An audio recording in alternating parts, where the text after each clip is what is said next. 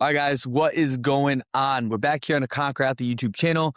And today I'm going to talk about building speed in athletes. Now, we know that this conversation could go on for a multiple day seminar along with plenty of studying, reading, and researching. What I'm going to try to do is keep this to about 10 minutes, give or take, of just some of the core principles that we want to think about as we start thinking about building speed inside athletes. Now, we know that building speed is a buzzword that parents love to hear, right? They want to see, we want to get our kids faster. Why? Because speed kills. Being slow doesn't kill, kills you, right? The faster you are, generally speaking, the better opportunity you have in your sport to do well. Sometimes what I see when coaches are building speed is they don't dive into the principles. Sometimes we dive into the flashy methods that we think parents want to see, or we think that looks great and really cool on Instagram in order to get more followers, get more likes, double taps, and people coming to us. But at the end, what really keeps people there are results. So I want to give you the principles around building speed with athletes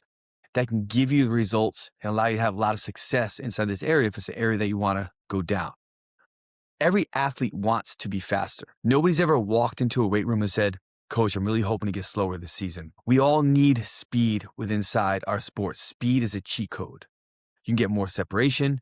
You can win more 50-50 balls. You arrive earlier to make the game feel slower. It allows you the ability to think faster because your body can work and keep up with that thought process. And here's the truth, right? Speed isn't magic.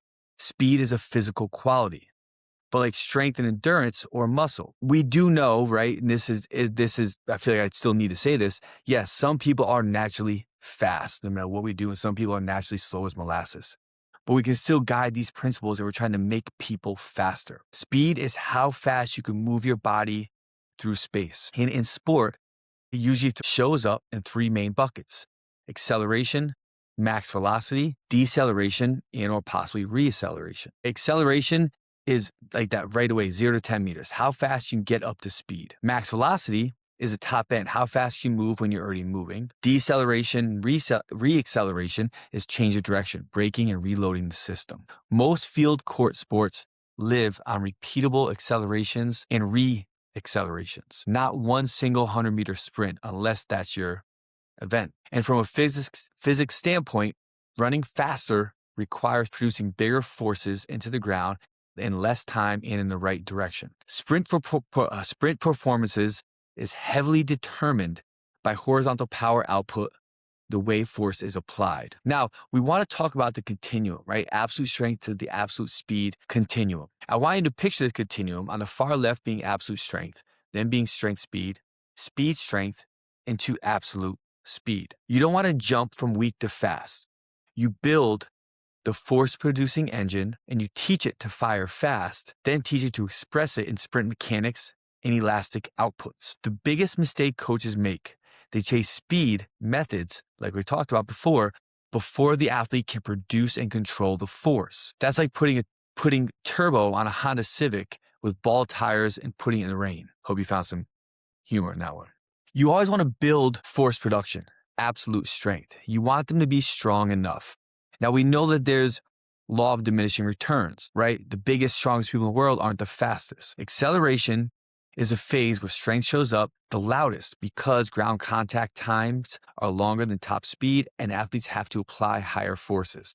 So we want to earn strong legs, strong hips, strong trunk, and strong positions under load. We want to train force in athletic positions: squat pattern, hinge, split squat patterns, heavy carries, isometrics, trunk stiffness, posterior chain emphasis, etc. We want to think about being strong enough. That's the idea that we're trying to get for. If an athlete can't control a split squat or can't hinge, they can't brace, and they collapse on landings, they don't need more speed drills. They need to be stronger. They need the ability to produce and absorb force. Better sprint outcomes are linked to mechanical outputs like horizontal force, velocity capabilities, and power during sprint acceleration.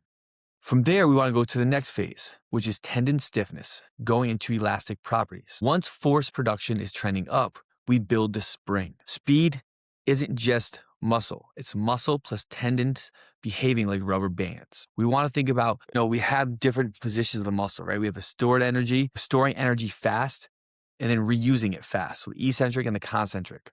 We want to minimize energy leaks. So we want to have good stiffness and good positions. Plyometric training has been shown to change muscle tendon mechanics and things like stiffness behaviors and efficiency. And it consistently shows that plyos improve jump and sprint qualities when progressed appropriately. But plyometrics aren't, do 500 box jumps a day or jump on these tires for 1,000 times. Progression matters a lot. We want to have low amplitude into landing mechanics and reactivity into specific outputs. What does that mean? Low amplitude, we always want to start with pogos, line hops, and redundant hops. Always start double leg. When they have the strength, you lead into single leg. And what we're looking for from a low amplitude, I call them tier 1 plyometrics. And as we want to teach them, but their bodies, the ability to absorb and respond quickly. That stretch shortening cycle. We want to teach them to kind of use their muscle like that rubber band where we're stretching it and then snapping it quickly. We're not going to do that by putting them in tier 3 plyometrics, which are like depth drops and hurdle jumps, where we're going to have knees caving in, they're loading too long, and they're losing that elastic property. We want to make sure that when we're doing plyometrics, we do the appropriate levels correctly for the person in front of us in order to optimize what the main premise of plyometrics are for, to create tendon stiffness and elastic properties. That way, we can teach our muscles to act like that rubber band and release that energy quickly in order to get them to be more springy, more reactive, and more explosive. Does that make sense? Right? From there, we're going to move into phase 3. Now, phase 3 is we want to convert that force to speed. So that's strength speed plus sprint exposure. Now, we start moving that force faster. What does this look like? Well, we have Olympic lift derivatives, if they're able to, jump squats, trap bar jumps at the specific percentages of weight. Sled work could be heavy and light, teaching staying low and proper leg drive. Hill sprints, downhill sprints, technique with intent. The main concept here is we're thinking acceleration needs horizontal force and effective force applications. That's where we can think about using heavy sleds, some bands if done appropriately, but make sure when we do these things, we want to have the proper intent behind it. What I see a lot is people drive heavy band sprints, right? And then they're completely pulling the hips back, bodies are falling over, they're only supported by the band. That's not really enforcing proper sprint mechanics under load, right? It's kind of like enhancing a poor mechanic while trying to create properties that just aren't there right now. We don't need to do 500 drills for this.